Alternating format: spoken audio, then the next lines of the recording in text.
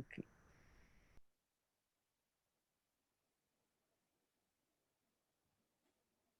There.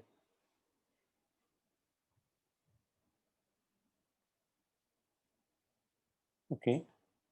So in the last lecture, we had just started discussing 2D Ising model. Let me just kind of go back. And we said that, like, okay, the 2D Ising model can be drawn on a square lattice. For example, of course, you can consider that on various other lattices also. But suppose you consider a square lattice, then you can do the following trick, and that is, you pick interactions in a specific fashion so that it looks like a chain. Okay, it of course visits all the lattice sites, but in spite of visiting all the lattice sites, it looks like a chain type of model uh, with some kind of non-local interactions. Okay, long-range interaction also, but not falling off at a distance. It's the same interaction, uh, whether it is between, say, zero point 0.2 and -9, or whether it is a zero point 0.6 and -15 kind of stuff. Then we considered a model which was not kind of mimicking this chain, but a model in which the spin-spin interaction depended on the distance between the locations of two spins, and we derived some general results, namely, if the long-range interaction is j upon n minus n prime to some power a, where a is positive, so that the interaction strength falls off as the distance increases, then we showed that such a long range interaction for the Ising chain does not necessarily have phase transition for arbitrary values of A. Okay. Then we computed the energetics of the interface type solution. That means Sn is +1 for positive ends and Sn is -1 for negative ends, which would have an interface at between n equals 0 and 1. And we computed the interface energy, and we showed that if the power A is uh, larger than 2, in that case, interface energy would always win over the internal energy. And if that's the case, then there is no swap between between the dominance of energy versus entropy. And as a result, if you will always be in only one kind of phase. If A is greater than 2, you would be in the disordered phase because the entropy would dominate over internal energy. If you are in this situation when A is less than 2, then there are possibilities of having phase transitions. And what we found was that if A is between 1 and 2, then there is indeed phase transition, because the interface energy is comparable to the size of the system. Okay, uh, although still subleading. So in that case, there are chances of entropy versus internal energy having a trade-off. But if A is less than 1, then the interface energy grows faster than the size of the system. And in that case, again, you cannot have phase transition. Then I just mentioned that it was proved by Dyson that the model indeed has phase transition if A is between 1 and 2. But he could not give any conclusive evidence either way for A is equal to 2. Okay, so that was kind of left as an open problem at that time, which was later on solved by Kostelis.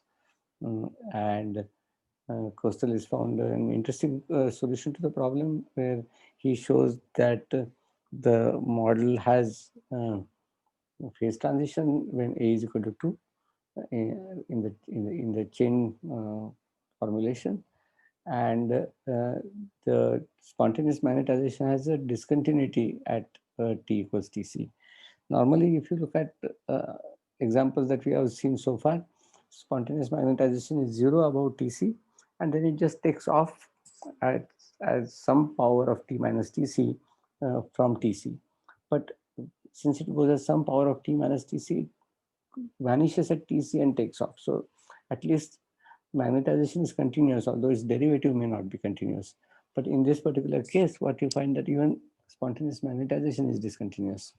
Okay, and this is related to the fact that the free energy of the system has essential singularity, and as a result, all the free energy diverges at t equals tc, and all its derivatives also diverge.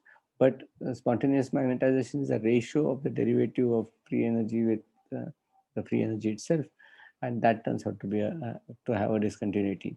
In fact, higher derivatives of free energy, or rather higher derivatives of logs of free energy, are the kind of quantities which are quite well behaved in this particular model. So it's a very peculiar kind of system that you find that the free energy has essential singularity, but everything else seems to be continuous. Okay, so yeah, so that is the one which kind of solves the kind of hole left out in Dyson's analysis of long-range interactions in the Ising spin chain. Okay, so let's get back to 2D Ising model.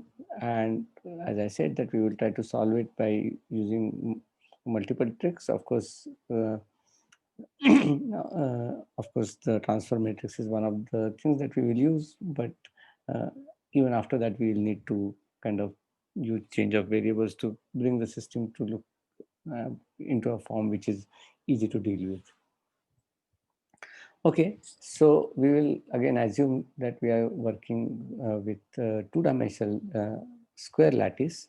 Okay, now that is not necessary, but it's kind of easy to deal with, at least first model, 2D model to solve, which is a good idea to work on a square lattice.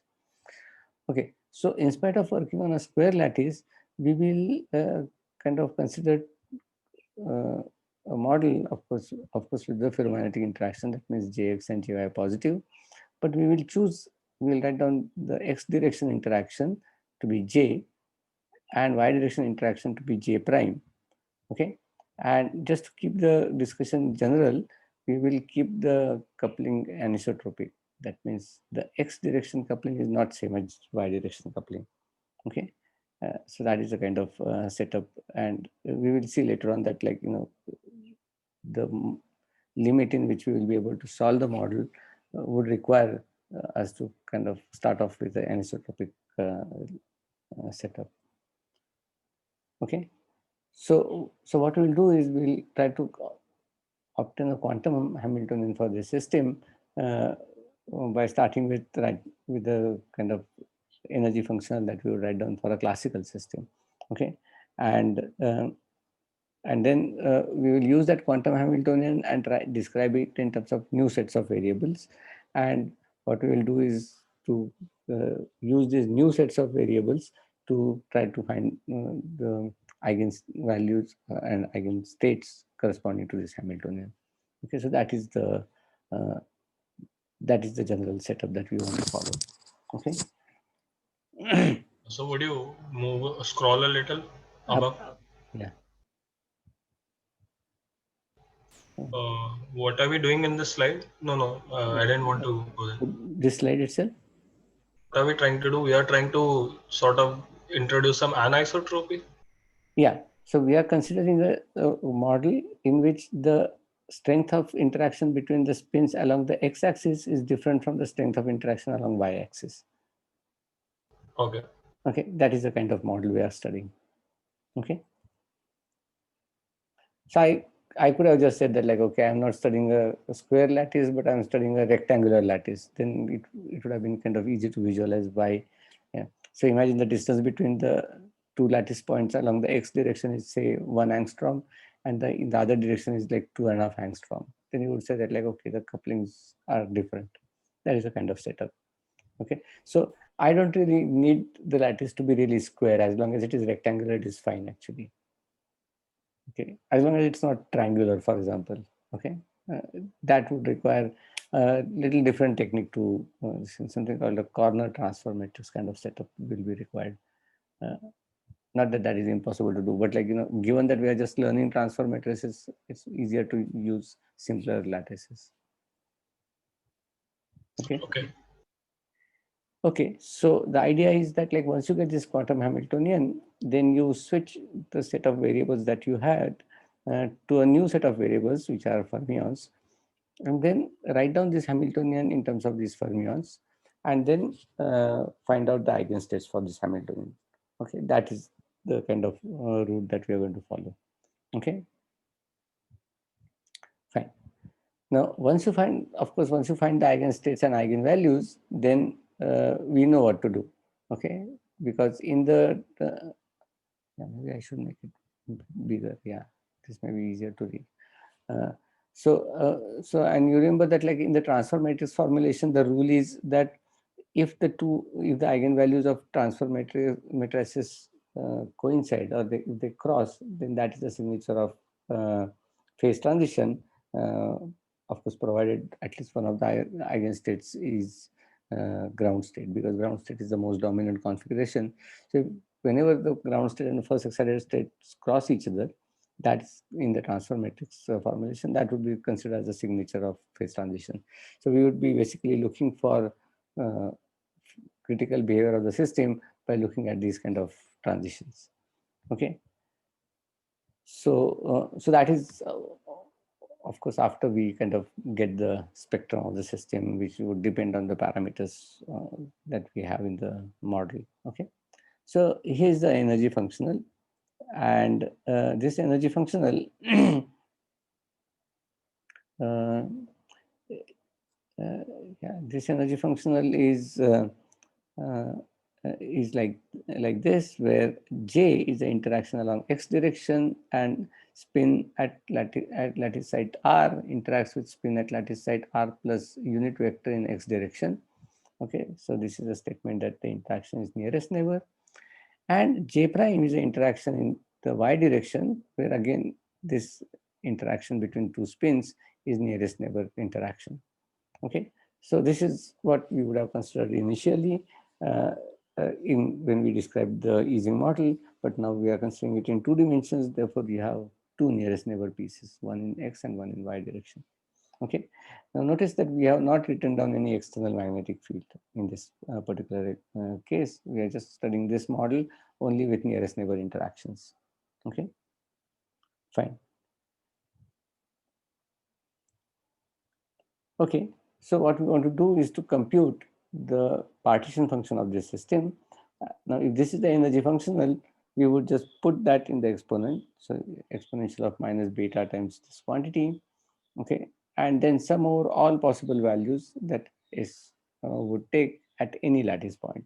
And all possible values in our case are quite simple. They are plus or minus 1. Okay, so we're just going to sum over all these configurations for all possible lattice sites, assigning plus or minus values. Okay, so how do we go about doing this?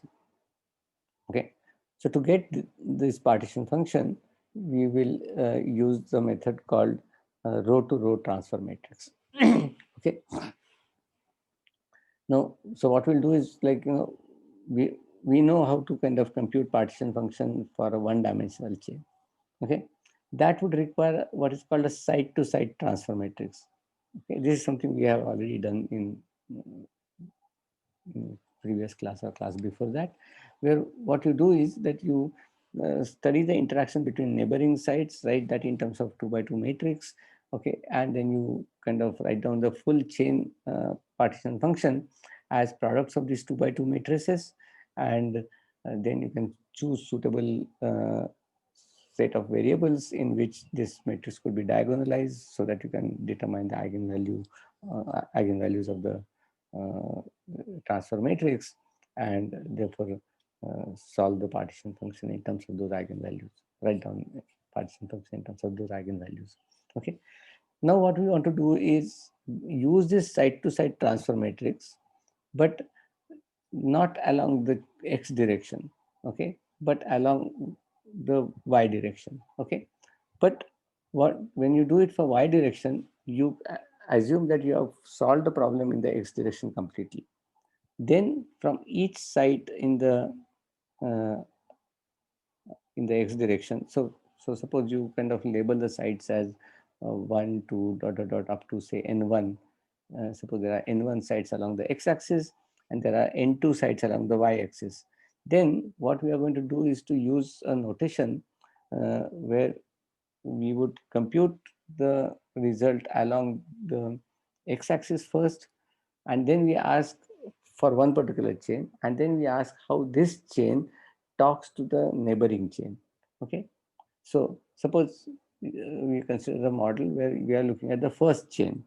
Okay, so the first chain of course contains n1 lattice sites. Okay, we want to ask how the first chain interacts with the second chain. Okay, that is the relation between a line or a row, which is the word that we are going to use.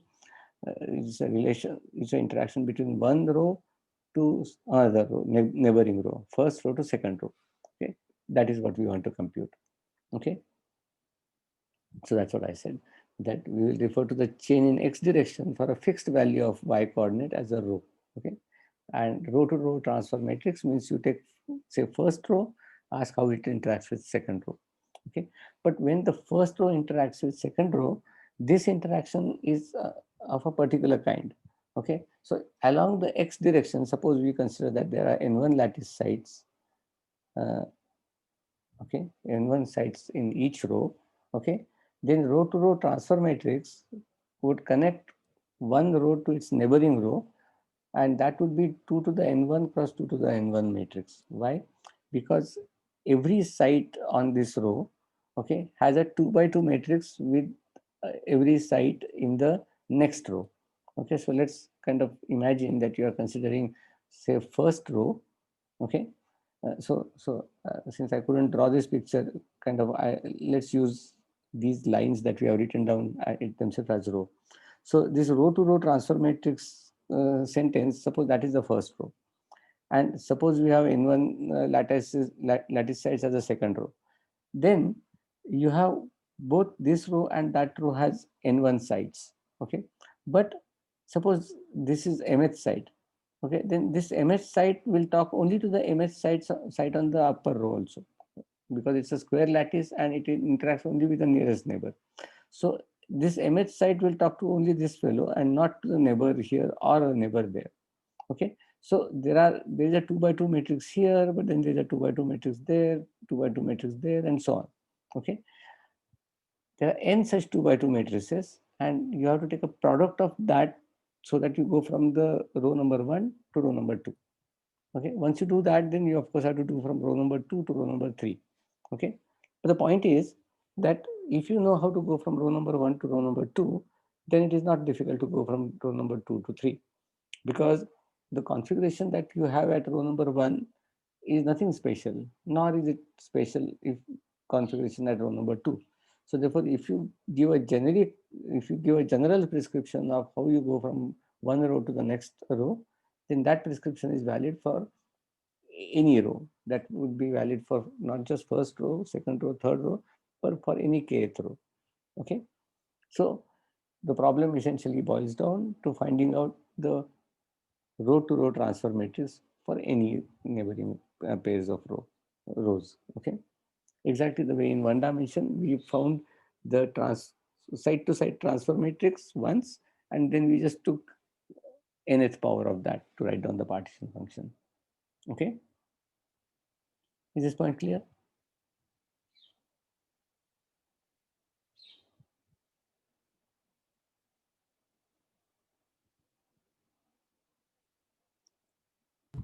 Sir, it's also like each row has 2 raised to n1 configurations, and we are writing a matrix for like Exactly. 2. Yeah, it's the same thing. You could have seen it that way also, that each row has 2 to the n1 configurations. The next row also has 2 to the n1 configuration. You can write it in that fashion. Yeah. Okay. It boils down to the same thing. Either you do it side by side, or you ask how many total configuration times total configurations. But it's a highly sparse matrix, right? Yes. Yes. Quite sparse matrix actually. Okay. but that is okay. We would be able to kind of use different technique to get this problem solved. Okay, so otherwise sparse matrices is a bit of a pain to kind of work with. Yeah. Yeah. Okay. Yeah, so this is something I just said. Okay, of course this 2 to the n1 cross 2 to the n1 matrix would depend on the coupling J prime, because we are connecting a row along the x direction to another row along the x direction, but for a different y value, and in that y direction the coupling is J prime. Okay, fine. So this is something I have just said. Okay. So what we want to do is to kind of look at this 2 by 2 matrix element for say mth site. Choose any value of m among this. Let spin be Sm for the first row, and the spin be S tilde m for the next row, which is the second row. Okay, just above the first row. Okay, and we want to ask what is the term that we would write down. Okay, so the 2 to the n1 cross 2 to the n1 matrix would be constructed out of whatever we will write down here. Okay, fine. So the way we did this computation in the one-dimensional case, here also we will replace this spin Sm by polymatrices. Okay, in this particular case, sigma 3 polymatrix, this m is a site label. Okay, so that's why I have just put it in the parentheses. Okay, because sigma 3 matrix is of course has a fixed value, and as you know that the the states that the spins would take are precisely the eigenvalues that sigma 3 has. So plus minus 1 just corresponds to the eigenvalues of this matrix. Okay, so it's in in this set of variables, sigma 3 is the right depiction of the spins that we are looking at. Okay, remember in one dimensional case, the diagonal transfer matrix was such that sigma 3 was not diagonal in that basis, but in the spin basis, it was diagonal. Okay, so the same basis that we are working with right now. Okay, so let's begin with the first row. Okay, and just to simplify the notation, by that I mean just not to carry beta all the time. So we'll write beta j is equal to k, and beta j prime, we'll call it k prime. Okay, I mean it doesn't simplify too much, but at least a little bit. See? So if you go along the row, okay, now remember if you go along the row, then the interaction is only j.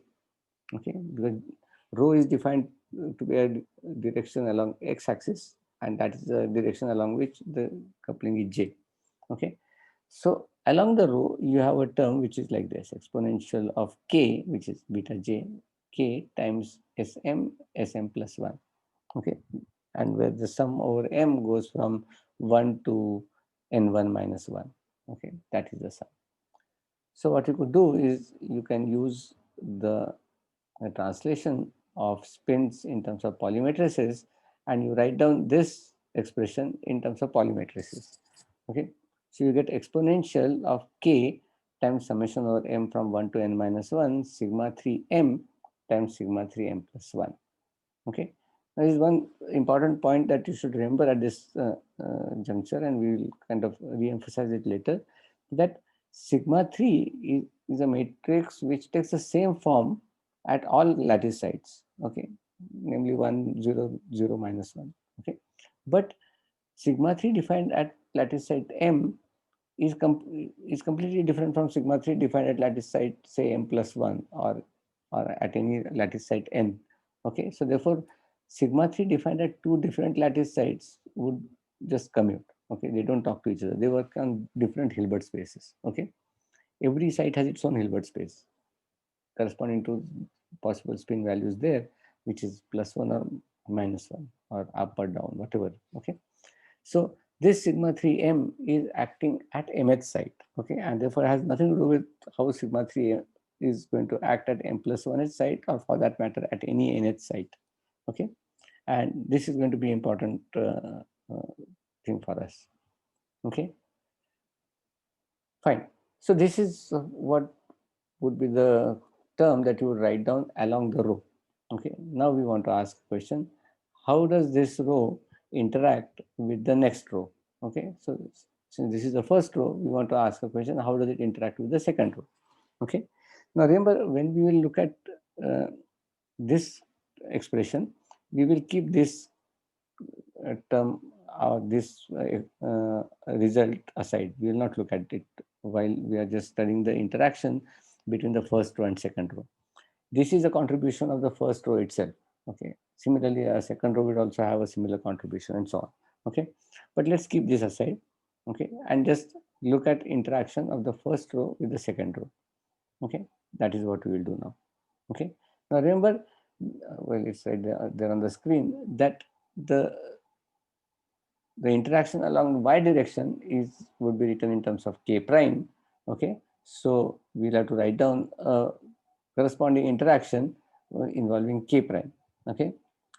Now, unlike the term along the x direction where you have the same spin s interacting with s at site m and m plus 1, now you have a different thing. You have a s coming from the first row and s tilde coming from the second row. Okay, that is how we have defined it. Let me just step back a little. Okay, so here is a s were defined for one row and s tilde is defined for the next row just above the previous one. Okay, so what we are going to write down is an expression not like sm plus 1, but sm s tilde m. Okay, now if you go in the y direction, then the m value doesn't change because m value is defining the lattice sites along the row. Okay, fine. So what I'll do is I'll denote this matrix which relates first row to the second row as T1, just indicating that the first row is talking to the second row. Okay, and T1M is just to kind of indicate that we are just looking at mth site in the first row interacting with mth site in the second row. Okay, it's just kind of nomenclature. Okay, fine.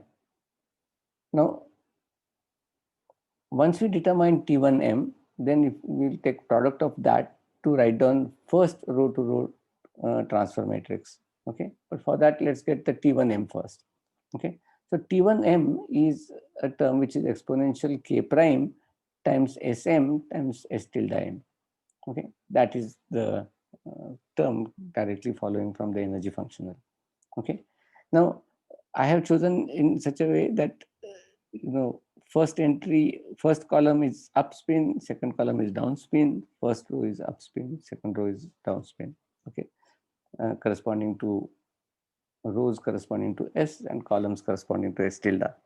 Okay, I tried to kind of write it up this thing, but it just wouldn't work. So didn't see much merit in spending time figuring that out. But if I do, I will kind of update my notes accordingly. Okay, but coming back to the point that if both Sm and S tilde m are plus 1, then of course this is going to be e to the k prime, which is what this is. When both of them are minus 1 also, it's going to be e to the k prime, which is this entry. But if one is plus and the other is minus, then it is going to be e to the minus k prime, and that's what happens in the off diagonal pieces. Okay, fine. So now what is this okay?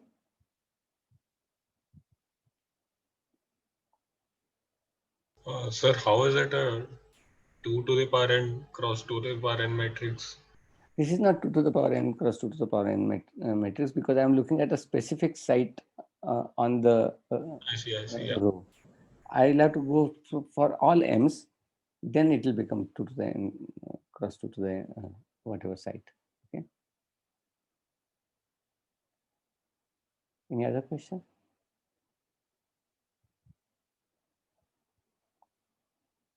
So we'll write them as block diagonals along the diagonal part. Yeah.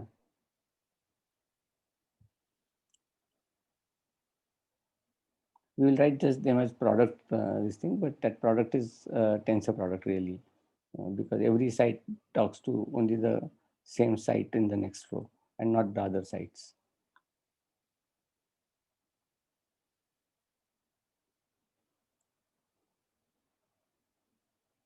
Okay. Okay, so let's get back to this thing. So, so we agree that this is how this 2 by 2 matrix is going to look like. So what I'll do is I'll extract e to the k prime outside. Okay, once I pull that out, then I get a term which is 1 diagonally, and off diagonally I get e to the minus 2 k prime, because if I pull e to the k prime outside, it kind of takes the power down. Okay, so I get an expression which is e to the k prime times 1 plus e to the minus 2 k prime, but off diagonally. But off diagonally it is symmetric. Okay, so therefore I call it, just multiply this by a sigma 1 polymatrix. Sigma 1 polymatrix is just 1 1 off diagonal. Okay, which is exactly what we have here. And I put a index m just to depict that this expression is computed for mth site only. Okay, so this polymatrix is sitting at mth site. Okay, so that is the expression. Okay, so I have written down sigma 1 also. Okay, so this is just kind of rewriting this matrix in terms of identity and a sigma 1 matrix. Okay, so let's kind of quickly recap properties of polymatrices, which will be useful for manipulating these quantities. So first thing that we all know is that polymatrix is a Hermitian. That means sigma A dagger is sigma A. That is first thing. The other thing is that a square to 1 our identity matrix. So sigma 1 squared is 2 by 2 identity matrix, same as sigma 2 squared, same as sigma 3 squared. Okay, I have not written sigma 2, but you know, all of you know what it is. It is off diagonal minus I and I. Okay, but if you want, I could just write it down. Okay, it would appear in our expression somewhere, but I have not written down sigma 2 as yet. Okay, so that is the second property, and the third property is the product. And the product is given as the following. If you have a sigma A times sigma B, then that is equal to delta AB. If A is same as B, this is the one which clicks. If A, and then not the other one. But if A is not equal to B, then this one won't click, and the answer is I times epsilon ABC sigma C. Okay, so that's the expression. This is written in the product form, but if you write it in the commutator or anti-commutator form, then it tells you that sigma A sigma B anti-commutator is 2 times delta AB. Okay, whereas sigma A sigma B commutator is 2 times I times epsilon ABC sigma C. Okay, and this is something which just follows from this product formula. Okay, so I have not written down them in the terms of commutation and anti-commutation relations, but we can do that if you wish. Okay, fine. The next property that it has, and which derives from the fact that they square to identity, is that if you have an expression exponential of theta times n hat dot sigma, okay, then this expression can be written as cos hyperbolic theta plus n hat dot sigma times sin hyperbolic theta. Okay.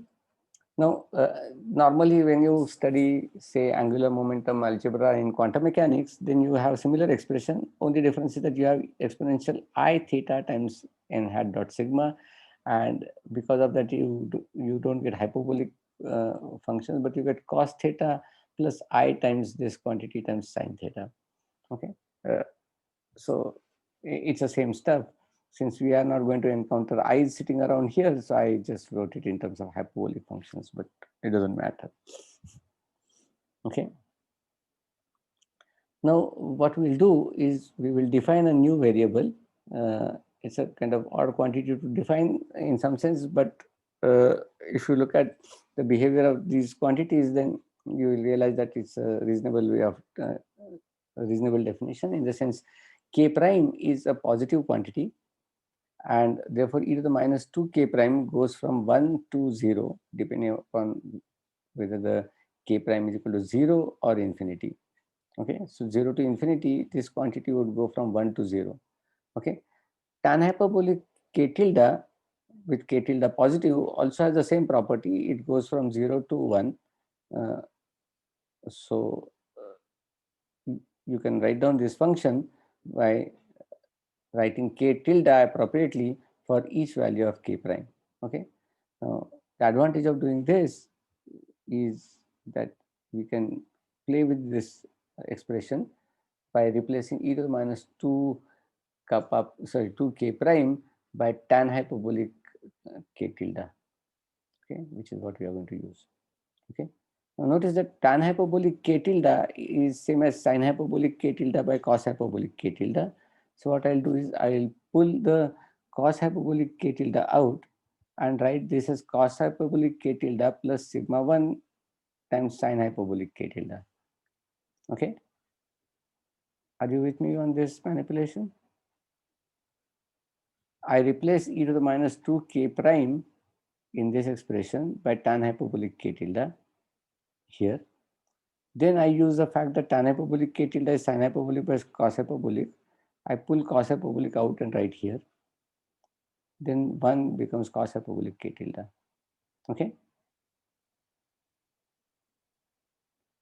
So once you are fine with this, then the next step that we are going to use is cos hyperbolic k tilde plus sigma 1 times sin hyperbolic k tilde.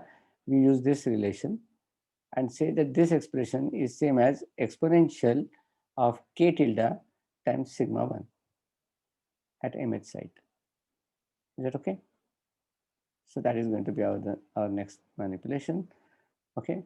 So we use the Pauli matrix identity to use this, simplify this expression and write it in terms of an exponent. Okay. So we get an expression which is exponential k prime. Okay. Is that okay? So let's go back here. We manipulated this quantity to write it in terms of tan hyperbolic. Then I manipulated tan hyperbolic to write it in terms of cos hyperbolic, sin hyperbolic, and then I use this identity. Okay. So if you do that, you get a transform matrix in terms of exponential of k prime upon cos hyperbolic k tilde times exponential of k tilde sigma 1 at site m. Okay. Right. So this is the expression that is being used. Okay.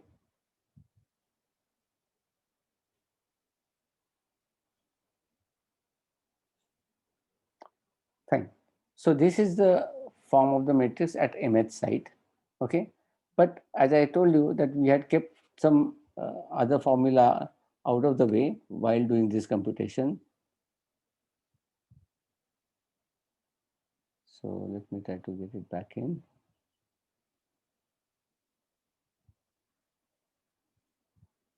Where is it?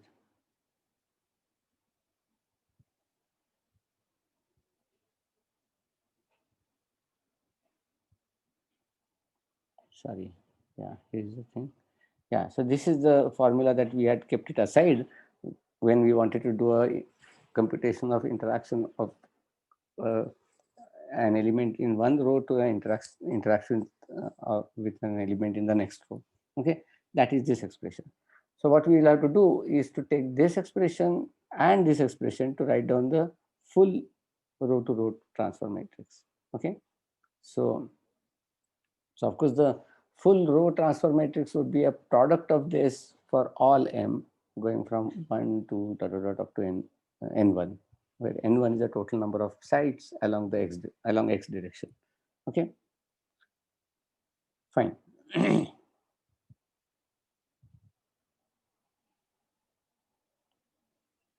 Okay, so this is the same statement that we have to take this term into account. Okay, so if you take that into account, then the total transfer matrix from first row to the second row would take the following form. Okay, so let me kind of show you this term. You have an exponential of k prime upon cos hyperbolic k tilde, which is related to k prime through that tan hyperbolic relation, but doesn't matter. We'll call it one k prime, the other k tilde right now.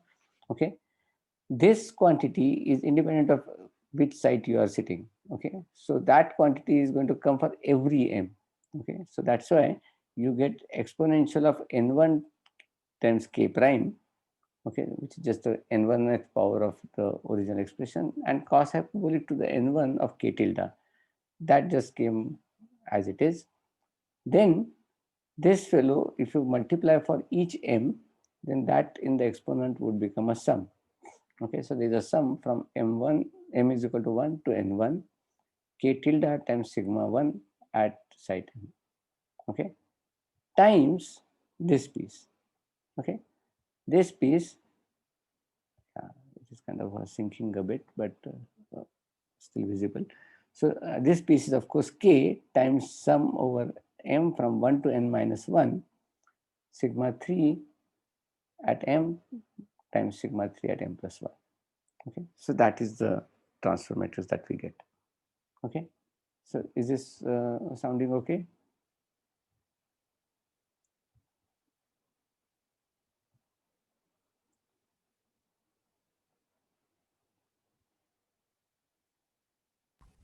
This is for one row and interaction between the first and second row. That is right. Yes. Okay. This is all so far. And we are not taking a periodic boundary condition here. Is there Yes, any exactly. So reason this for is it? one thing I maybe it is mentioned below. So I'm not taking periodic boundary condition along x direction, but I will take periodic boundary condition in y direction. Okay. So Is I there a reason for that? nothing special. It's just that like we did periodic boundary conditions once, so I thought Okay. I'll just keep open. Okay. Sorry, I mean like we just have to add one extra polymatrix to get the periodic boundary condition in X, Yeah. but nothing special. It just thought that like it may be a good idea to keep open boundary condition in one direction. Okay. Yeah. Okay, fine. So let's. Okay, that was actually just the next statement. We have chosen open boundary condition in X direction, but we'll use periodic boundary condition in Y. Okay, so we will use this periodic boundary condition in Y to write down partition function using this transfer matrix. Now remember that there is nothing very special about first row versus second row. This is particularly true if you take a periodic boundary condition in Y direction, because then what you call a first row and what you call a second row is completely a matter of choice. Okay, so therefore in the periodic boundary condition in Y direction, your partition function is just take trace of t to the n2, and it is n2x power simply because in y direction we have n2 sides. Okay, there are n2 rows, and every row has n1 sides. Okay, that is why we used n1 here, and in the periodic boundary condition we get t to the n2. Okay, so that's going to be our partition function. Okay, yeah, sorry, this is not, this is a wrong this is a stupid typo. I said we will now determine eigenvalues. No point doing this exercise for not determining anything. Okay, so we will now determine eigenvalues and eigenstates of the transfer matrix. So once you do that, then we would kind of be able to find out what is the dominant contribution to the partition function. Okay.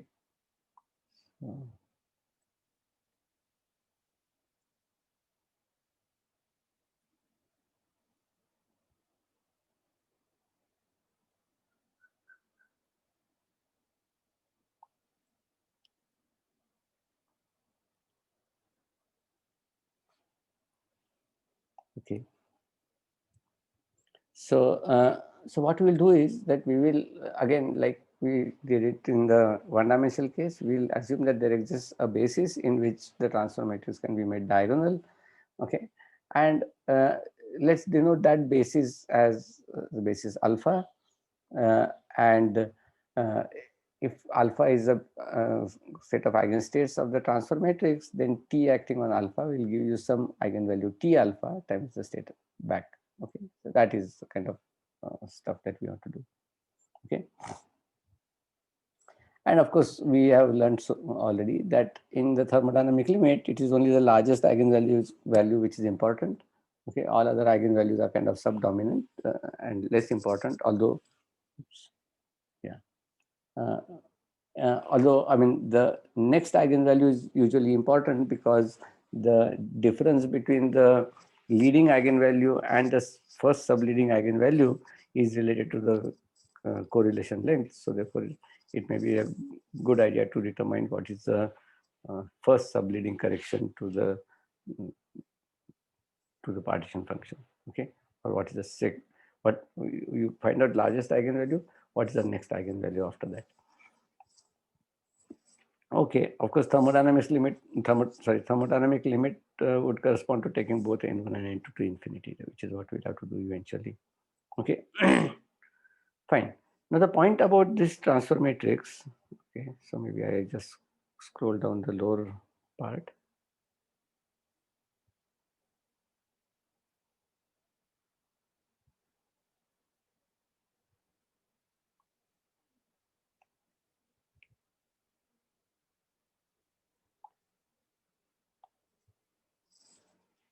So the point about this transfer matrix is the following, that if you take any individual pieces, okay, the first piece is of course constant, it doesn't matter.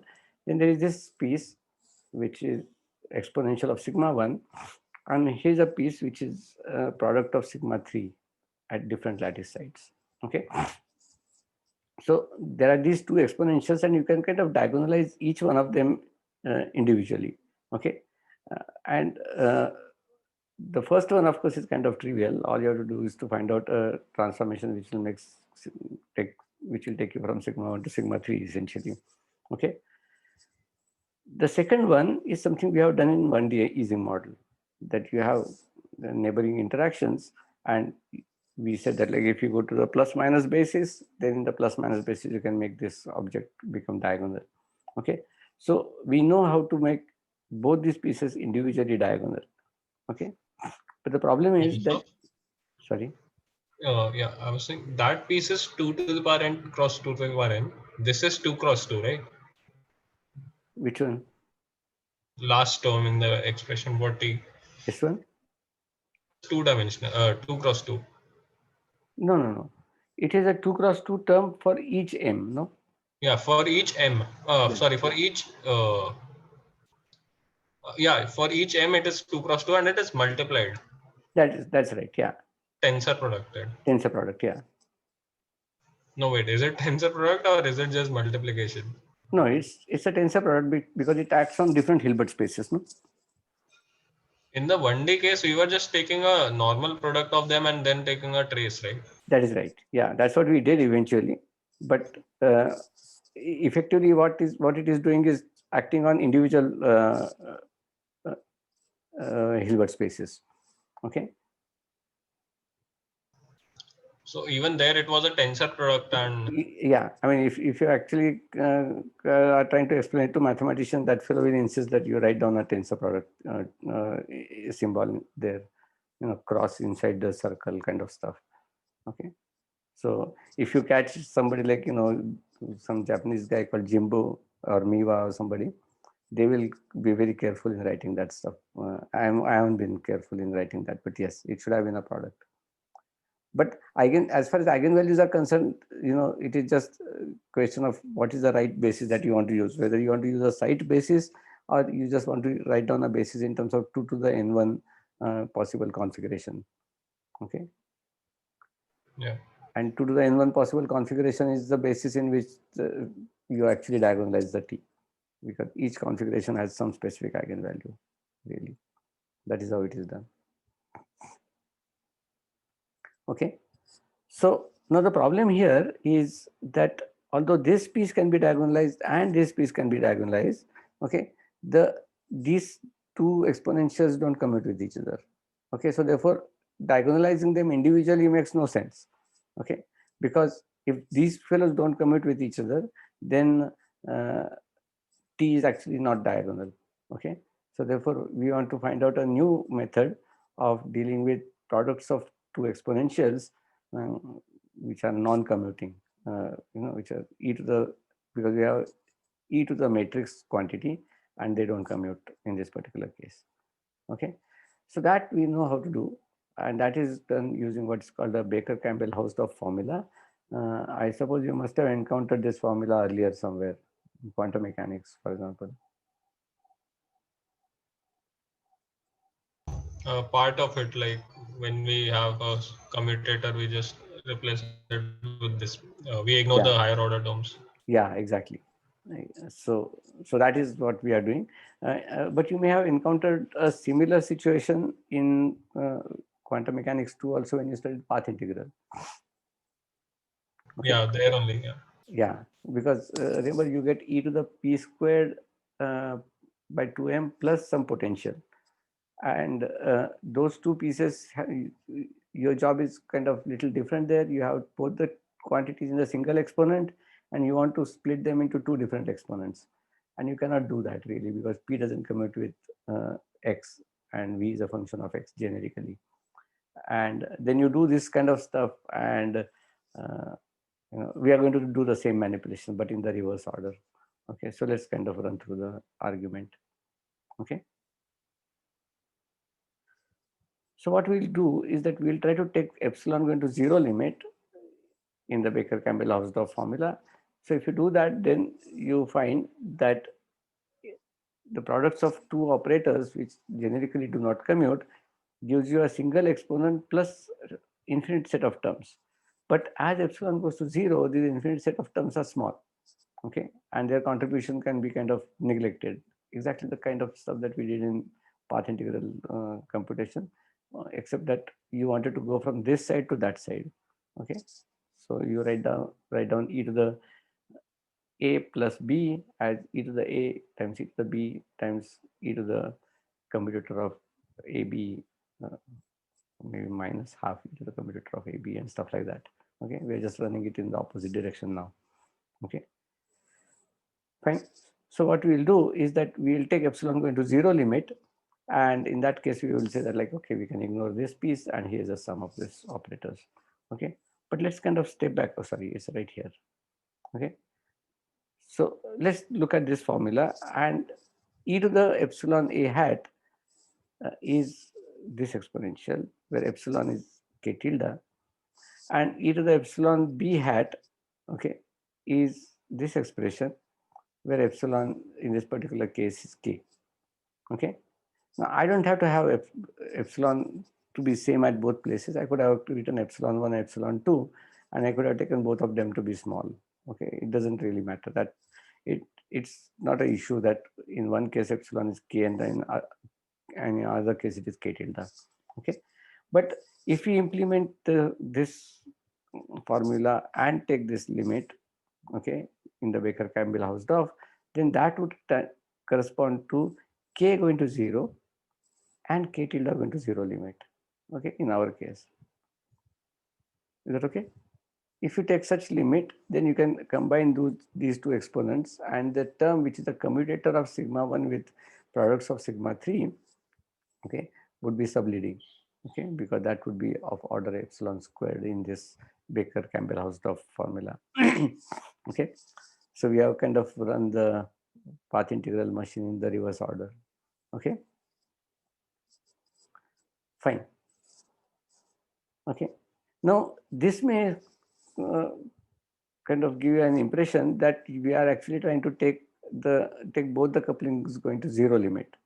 Okay, because k goes to 0 and k tilde goes to 0, but that's not quite true actually, because our formula for k tilde, I hope it's not too far away, yeah, is this. Okay, so k going to 0 of course corresponds to the interaction along the road is going to 0 limit. Okay, but k tilde going to 0, okay, means exponential becomes 1. Sorry, k tilde going to 0 means tan hyperbolic k tilde going to 0. Okay, but tan hyperbolic k tilde going to 0 corresponds to exponential minus 2k prime going to 0. That would require k prime going to infinity. Okay, now remember, original coupling was k and k prime and not k and k tilde. So k and k tilde going to 0 actually corresponds to taking highly anisotropic limit. Okay, interaction in x direction becomes close to 0, whereas interaction in y direction becoming very large. Okay, now in reality we don't take any of this limit strictly. All we say is that k is small and k prime is large. Okay, but neither of them are taken to be very taken to be 0 or infinity. Okay, now remember, if you look at this Baker-Campbell-Hausdorff formula and replace these epsilons here by say k and k tilde, then this term is k times k tilde. Okay, So therefore, if k is small and k tilde is small, this term is already small. You don't really have to take both k and k tilde to 0. But there is no denying of the fact that the model that we are trying to solve is more anisotropic than what we started off with, in the sense that the interaction along the row is weaker than the interaction between different rows. Okay, that is the kind of limit in which we will try to solve the model. Okay, fine. So what it allows us to do is that it allows us to combine these two terms. Let's go back. It allows us to combine these two terms into a single exponent. And the error that we are doing is exponentially small compared to the sum of these two terms. Okay.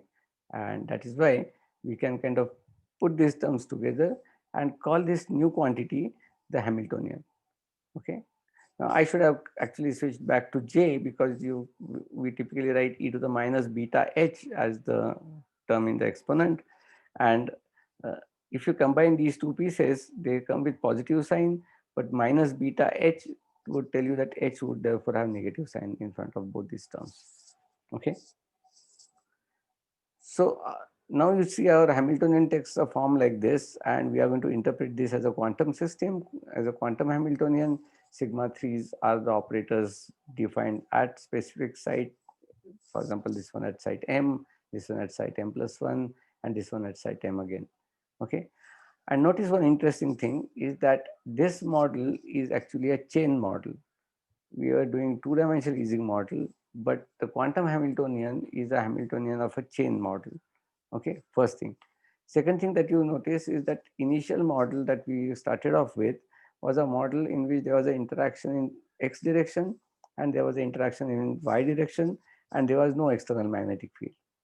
But in the chain model, you actually have a nearest neighbor interaction in the chain and an external magnetic field.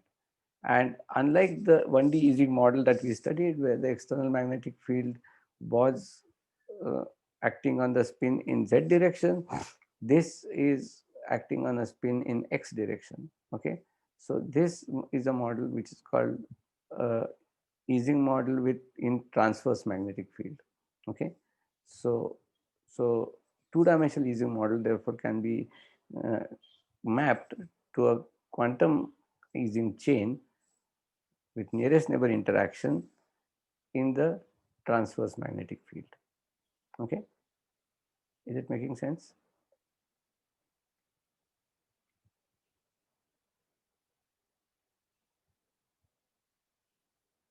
Okay, so it is crucial to kind of understand this particular aspect.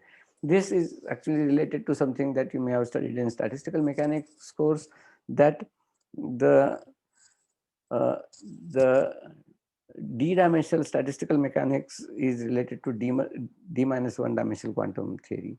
Okay, so two-dimensional Ising models, the statistical mechanics of two-dimensional Ising model is related to one-dimensional quantum system. Okay, so you study this one-dimensional quantum system, it gives you information about two-dimensional Ising model. Okay, so that is the kind of setup. Any questions here? Sir? Yeah. If you go back to this formula, Baker-Campbell laws, Yeah. This one? we are saying that one of the coefficients of matrix is k and the other is k tilde. Yes. So when we are writing this formula, Yeah. after the second, the epsilon square term becomes k and k tilde. Yeah. Product of k and k tilde, and Yes. all the other terms will contain k and k tilde. So The why next can't we just dot yeah terms? Yeah. yeah? So why can't we just let k tilde go to 0 and k may remain finite? Oh, because if you do that, then one of the terms would vanish here also, right? Yeah, but Right. So then you are not summing the two terms, right? okay. Oh, Yeah. So that's why you want to kind of do it in a symmetric fashion so that the linear term survives and the quadratic onward terms go away. okay. Yeah. Sorry, I moved the wrong one. Okay, any other question?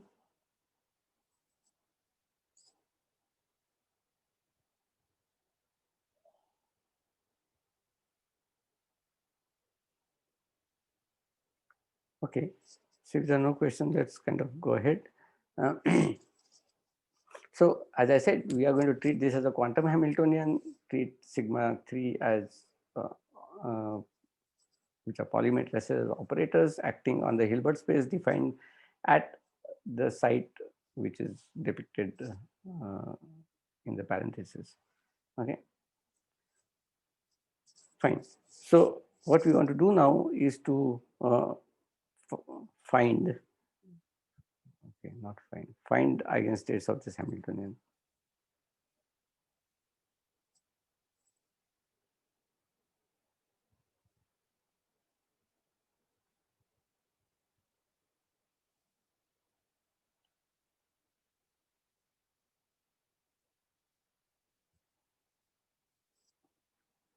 Okay.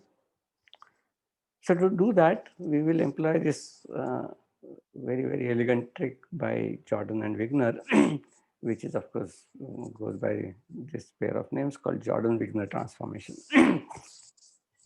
Excuse me. Okay. So what we'll do is basically convert whatever Hamiltonian we have. Okay, so maybe I switch to that now.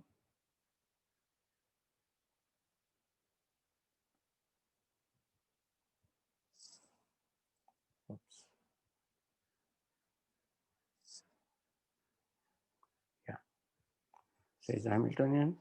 And so what we are going to do is replace this sigma 3 and sigma 1s in terms of fermions. Okay, so it's a very elegant trick. It's almost 100 years old now, but quite amazing. Okay, fine.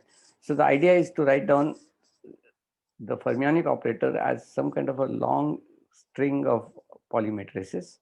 Okay, and use that to replace these quantities in terms of fermionic operators. So let me give the definition first. Okay, so here's a definition.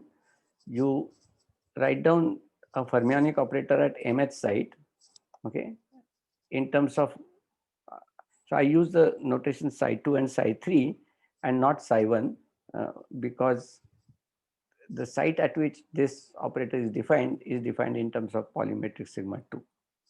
And this fellow is defined in terms of Pauli matrix sigma 3. That's why psi2 and psi3. Otherwise, it would have been nicer to use sigma psi1 and psi2, but then it would have messed up with the notation that I'm using. Okay, so so let's follow this notation. So psi2 at site M is defined as sigma 2 at site M left multiplied by a string of sigma 1s starting from first site all the way up to m minus 1th site. Okay, so you can clearly see it's a very non-local object because a fermion defined at mth site is a product of sigma 1 matrices from site 1, 2, 3, dot, dot, dot, dot, dot, up to m minus 1. And at mth site, you put sigma 2. Okay. Similarly, psi 3 is defined same way, sigma 1 all the way from n equals 1 to m minus 1, but put sigma 3 at the site at which psi 3 is defined. Okay. So would you go to the previous slide? Yes. Where do you want me to stop? Yeah, I just want to read this. Okay, sure. Yeah.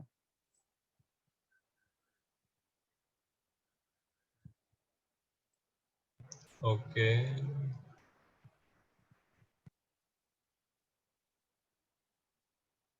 Would you want to show the okay, Hamiltonian is Hamiltonian is at the bottom, deliberately is kept there. Yeah, okay. Okay.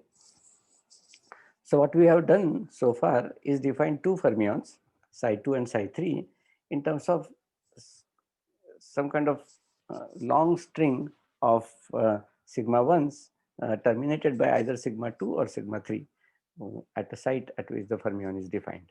Okay. these fermions are called Majorana fermions. Now, this is one thing that I had not mentioned when I did Lorentz group representation theory, thinking that, like, we may not need it. So here it is. So Majorana fermion in the Lorentz group representation theory, of course, in 4 dimensions. This is, of course, we are doing in 2 dimensions. So the story is a bit different, but nevertheless, the concept is still the same. Uh, Remember, we said that the left chiral fermion is in the representation half zero, and the right chiral fermion is in the representation 0 half, right?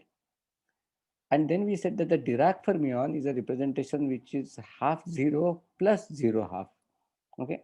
And that is why the total uh, expression for the Dirac fermion is written in terms of 2 spin half representation, or sorry, two component spinor representation, and therefore Dirac spinor is a 4 component spinor, okay? But one additional thing that the Dirac spinor has is that these two, that the Dirac spinor is generically complex spinor.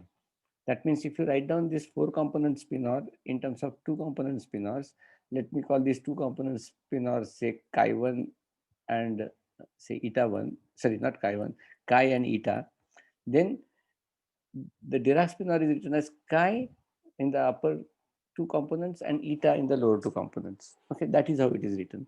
Okay, and there is no direct relation between chi and eta. Okay, if you take a dagger of the Dirac spinor, you get chi dagger and eta dagger. As against this, Majorana fermion is defined as a real fermion, and therefore, if you write that as a 4 component spinor, in other words, it's also half zero plus 0 of representation with a reality condition in addition, which the Dirac spinor doesn't have. So if you impose a reality condition, you get a Majorana spinor, and that would be written as upper 2 component being chi and lower 2 component being chi dagger. Now, if you take a dagger of this entire spinor, you again get a chi and chi dagger. Okay, you may think that the positions are swapped, but actual quantity is not the dagger but a bar, and that is multiplied by some gamma zero matrix, which kind of swaps their positions and so on. Okay, but the main point that I wanted to make was chi eta spinor, which is Dirac spinor, whereas chi dagger spinor is a Majorana spinor, whose entries are all which is a real fermion. So if you take a dagger of it, you get the same fermion back, as against Dirac spinor, where you take a dagger, you get a different object. Okay, and we use that when we wrote down currents, or when we wrote down scalar quantities. We wrote psi dagger gamma zero psi, for example, or which we also call psi bar psi. Okay, so Majorana spinor is a real spinor. If you want to write down a Dirac spinor from this, you can just take complex linear combination of Majorana spinors, like psi 2 plus I psi 3 would be a kind of Dirac spinor if you want to write. Okay. So what we have written are not spinors; they are matrices, right? No. So that is the point. That what I'm going to do is, this side is matrix. This side I'm going to interpret as just an operator. Okay. In fact, this side also I'm treating as an operator. Okay. Now, when I say Majorana fermion, I treat this as upper component and this as the lower component of a spinor. Is this psi 2 some sort of a wave function? Well, written in this form, it is not. It is just an operator. Okay. This is like when in quantum field theory, you can elevate all these quantities to operators. Like Dirac field is an operator. Yes. Right. So same thing that we'll do. Okay. We'll treat these as operators. Okay. Okay. Fine. So I just said this, that Majorana fermions are like Dirac fermions, but with reality condition. So therefore, psi dagger alpha at M is psi alpha at M, where alpha takes value 2 and 3. Okay, it's a bit of a bad notation, but it's okay. Why should every time we should have quantity labels start with 1? Anyway, and the other property that it has is that it squares to 1. Okay, that it squares to 1 comes from the fact that it is defined in terms of all these Pauli matrices, which have the property that they square to 1. Okay, so if you square this quantity, then you just take this expression, just square it, and you will find that you will get sigma 1 square at every value of n, which is 1, and sigma 2 square at m, which is also 1. So therefore, psi 2 would square to 1. Similarly, it's a trivial exercise to check that psi 3 would also have the same property. Okay, and this is true for any value of m. It doesn't matter, because n, which is taken product, goes up to a site which is just before m and stops. So this string stops just before the point at which the fermion is defined. Okay, is it fine? Okay, so one important thing in showing these relations is to realize the fact that sigmas, this is something I had mentioned some time ago also, that this sigmas defined at n versus sigmas defined at m just commute. They don't talk to each other because they are acting on different Hilbert spaces. Okay, therefore, when you take a square of this, you write down this set of operator times sigma 2, then the same set of operator here times sigma 2. And then first worry would be, how do you take sigma 1 across sigma 2? Okay, because I said sigma 1 square is 1, but you have to have this bunch of operators on this side and you have to take it across sigma 2. Okay, and the reason why you can take it across sigma 2 without any worry is because sigma 1 at n is equal to 1 has nothing to do with sigma 2 at some m value. Okay, m could be some 200. They are different Hilbert spaces, so you just take them across. This is equivalent to the statement that this product is actually a tensor product. They are acting in a different set of Hilbert spaces, but written in just simple product form. Okay. Ideally, I should have written sigma 1 at 1 tensored identity plus identity tensored sigma 1 dot, dot, dot, kind of stuff. But that would have been total mess to write actually. Okay. Fine. So these are the two properties that this Majorana fermion would have, that it is real and squares to 1. Okay, and as I said, it just follows from the sigma matrix algebra. Okay, so just to kind of emphasize this fact that sigma matrices at different lattice sites commute, it would be a good idea to actually modify the commutation relations for the sigma operators and write them as sigma am with sigma bn to be equal to 2 times I times delta mn. Okay, so only when m and n are same that this commutator is non-zero, otherwise it's 0. So therefore delta mn, and once it is delta mn, then 2I epsilon abc sigma cm is the usual commutation relation. Okay, so this only addition is this delta mn here, which ensures that this commutation relation makes sense, is non-trivial only when both the sigma operators are defined at the same site. Okay, this is just for convenience. Sir, this is not directly related, but could we add psi 2 and psi 3, like psi 2 plus I psi 3, and treat it as some kind of creation operator or annihilation operator? Yeah, Because it in shows. fact, sorry, where am I? Here. I didn't write psi 2 plus I psi 3. Yeah, but I just said, yeah. So if you say psi 2 plus I psi 3, no, then you get a complex fermion, and then you can write that in terms of creation annihilation operators. Okay. Yeah. But if you have a real fermion, then real fermion is written as creation operator times some function plus annihilation operator times some function. Okay, so it is a linear combination of creation and annihilation operators. Okay. Mm. Now this is something you will encounter when you do scalar field theory in QFT also, that if you take a real scalar, then real scalar has an expansion in terms of A times some exponential times a plane wave plus A dagger times the conjugate plane wave. Okay, the same kind of stuff that would happen here. But yes, you are right. If you write down psi 2 plus I psi 3 versus psi 2 minus I psi 3, you can treat one of them as creation and the other as annihilation operator. Okay. Okay. Individual operators can be done this way. What we would actually want to do is to take a continuum limit, convert these m's into continuous variable, and treat these as fields. Okay, and do a kind of mode expansion of that. Okay, but that is probably something we'll do in the next class. Okay, fine. So let's try to kind of look at this anti-commutator first, and maybe I can stop after that today. Okay, we can continue next time. Okay, so let's consider the anticommutator of these two Majorana fermions. But notice that I'm interested in the anticommutator with one fermion defined at m, the other at n, and m is strictly not equal to n. Okay, that is what I'm interested in. Because if m is equal to n, then we know, because psi squares to 1. That is part of the condition. Okay, so there is no fun there. Okay,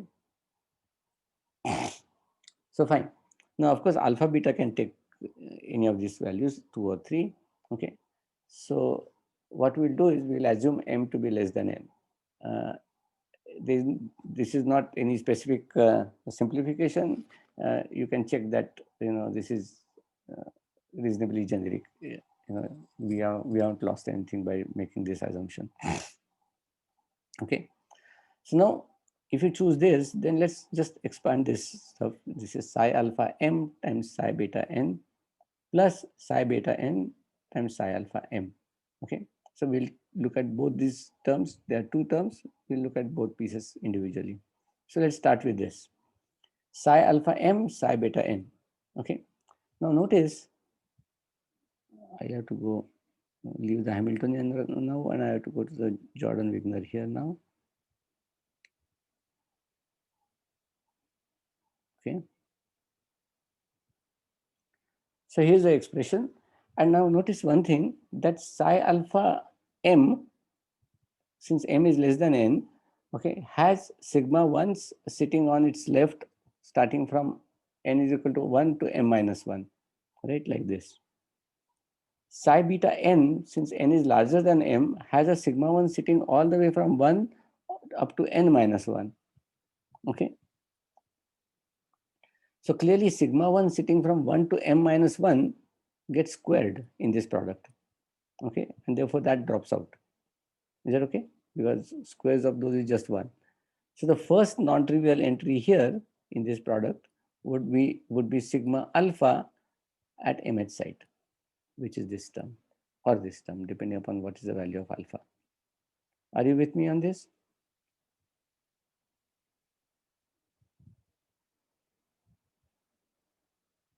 Hello? Yeah. Yeah. So therefore all the terms up to m minus 1, the sigma 1s appearing there have just vanished because they are doubled, and since sigma 1 squares to 1, all that goes away. But after mth site, psi alpha m has no contribution to make. So therefore, uh, the sigma 1s inside psi beta n, starting from mth site, that entire sector stays and it sits there. So here it is, sigma 1 at mth site. Now notice it is on the right of this expression because psi beta is on the right of this fellow. So it's written like this: sigma 1 at m plus 1 dot dot dot sigma 1 at n minus 1 times sigma beta, depending upon what is the value of beta, either this or that, sitting at nth site. Okay, so this product becomes this quantity. Okay, fine. So the crucial part was really getting rid of the first m minus 1 guys. Okay, so this is what I explained. The string of Pauli matrices for L less than m trivially cancels. Okay, good. Now let's do the opposite thing, which is the second part of the anticommutator, which is psi beta n to the left and psi alpha m to the right. Okay. Now, if you do that, then you have a sigma 1 uh, coming all the way from 1 to m minus 1 would still cancel because it squares. Okay, for this. But since psi beta n is sitting on the left, this time around sigma 1 m is sitting on the left and sigma alpha m is sitting on the right. Okay, sigma 1 m cannot cancel because sigma alpha m does not contain sigma 1 at mth site. It contains sigma 1 only up to m minus 1th site. Okay, so therefore sigma 1 up to m minus 1th site all get cancelled, but mth site fellow survives. Then there is a sigma alpha at m, and then m plus 1 onwards is a contribution coming from psi beta, which just sits around all the way up to n minus 1 times sigma beta. Okay, fine. So now we want to add this. Okay, now notice that when you add this stuff, okay, you have all kinds of terms sitting around here, okay, at m plus 1 h side, m plus 2 h side, dot, dot, dot. And then you have something at mh side and something at nh side, okay. So let's just concentrate on that. So anything sitting between m and nh side in the anti-commutator, that is a sigma 1 anti-commutator with sigma 1, okay. So that just gives you identity, okay. So the stuff that you really want to check is what happens with sigma 1, sigma alpha and anti-commutator. Why? Because this is sigma alpha, sigma 1 at m, and this is sigma 1, sigma alpha at m, okay. But alpha is either sigma 2 or sigma 3, okay, and not sigma 1. And since it is not sigma 1 with sigma alpha anti-commutes and gives you 0, okay, because polymatrices have the property that sigma I, sigma A, sigma B anti-commutator is delta AB. But if A is not equal to B, therefore it would vanish. Okay, so therefore what we find is that the Majorana fermions defined at different sites just anti-commute. Okay, fine. So what we'll do next time is use this representation to write down the Hamiltonian in terms of these fermions. Okay, so far we have the Hamiltonian written in terms of sigmas. This one, we will try to write that in terms of size. Okay, but I think I'll stop at this point. Any questions?